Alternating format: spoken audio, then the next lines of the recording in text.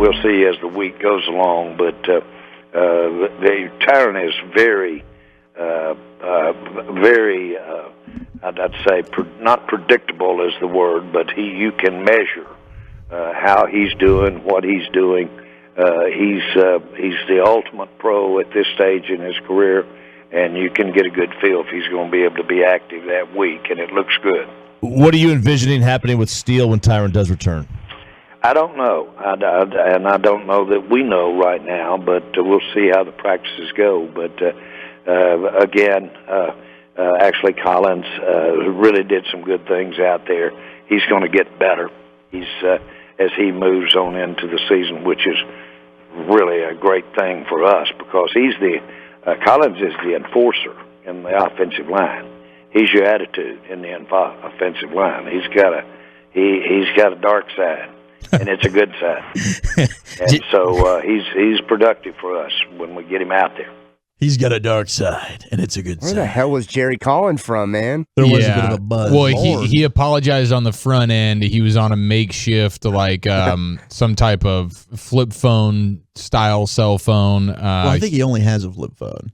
Yeah, wherever he was in Missouri, actually, or Missouri, as he said. So I don't know if he was already tailgating and prepping his body for Sunday's game or what the deal is, but he was out there. He was on some crappy cellular device. Are you embarrassed? And I think he was slightly embarrassed by it, and so he got ahead of it right there at the start of the conversation with Sean and RJ this morning. But listening to what he has to say there, it's like, not really sure what's going to happen with Steele and Collins once Tyron Smith comes back. But then what did you hear him say? He just marveled at the enforcer style, dark side sort of angry, physical badass that is Lael Collins. And there's a reason he did that. Yes. Like Lael Collins is the clear-cut better player. And when he talks about the enforcer stuff, I mean, Bobby Belt has brought that up plenty with us this year. One of the weak spots of the team for a good chunk of the season, these fourth and shorts, these third and shorts, where you got to just outman the other team. You got to be sort of out physical of the other team. There's a toughness factor involved, that sort of thing. And at times, it's felt like there has been a little bit of we've lacked that a little bit. Yeah, they're not winning at the line of scrimmage. And so like having a guy like Lael Collins, I mean, part of the reason why you've lacked that is because for most of the season, you've lacked Lael Collins. He's been out. And so, and you saw on Sunday, they were much better in those situations. And so I think that to me, it's a no-brainer. I'm sure Jerry at this point, he's gotten himself in trouble, I think, with McCarthy and these guys was saying a little bit too much too soon. McCarthy likes to keep things close to the vest. I'm sure they probably know in their minds, dude, when Tyron comes back, we're putting our starting five that we envisioned out Terrence there. Steele, we appreciate everything you've done, and you're going to be the first guy up when something crappy happens, but it's going to be LC at right tackle. It's a no-brainer, and the physicality he brings is just one of the reasons why. And he had a really good game against Atlanta. He was much better than he was against Denver, and it showed in the numbers. I mean, third down conversions versus Atlanta defensively was way up, but fourth down, the Cowboys were 3 for 3, where they were 0 for 4 against the Broncos. Massive upgrade there, and certainly Lael Collins is just better than Terrence. So you're not worried about every week like, we got to go and give LC help. You're not worried about that. With Terrence Steele, you are. I mean, that was the talking point after the Denver game. Where was Connor McGovern? Where was sliding protection? Where was maybe giving some extra tight end help over on that side or chipping with Ezekiel Elliott? They did a much better job of that against Atlanta, and credit Terrence Steele as well. He looked way more comfortable, and he played a better game too. But Terrence Steele is the ideal backup swing tackle that this football team needs. And when Tyron's healthy and when LC's healthy, he goes back to being that backup swing tackle. Now, here is a great question, and one that I've wondered for the entire season. And I've wondered this even though Connor Williams, and I've said this, and we've talked with Babel Offenberg about this, the penalties are a massive issue with Connor Williams. But his play has been pretty good. I mean, he's playing the best football of his career.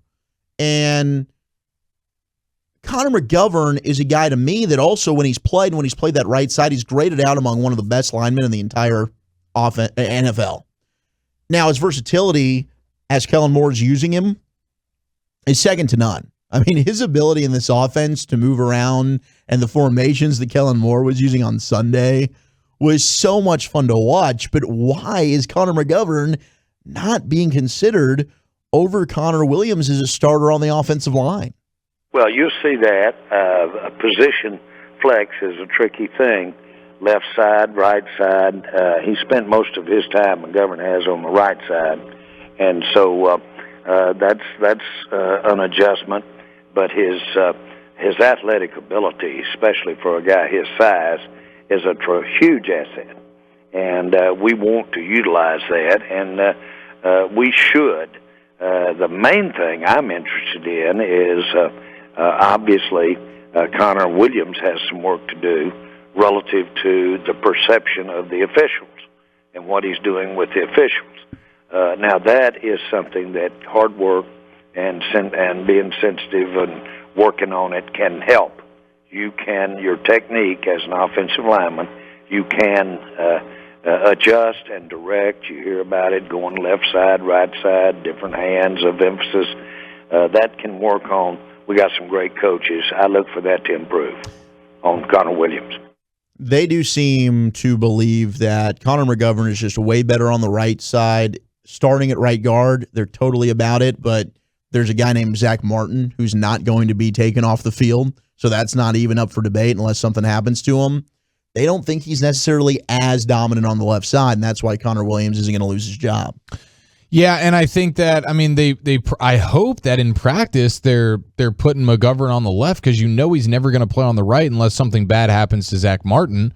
But clearly he's ready for the right side if and when that opportunity ever comes.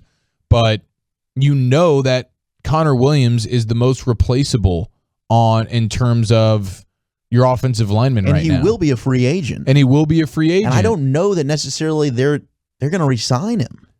It's hard to say because offensive linemen are so difficult to come by.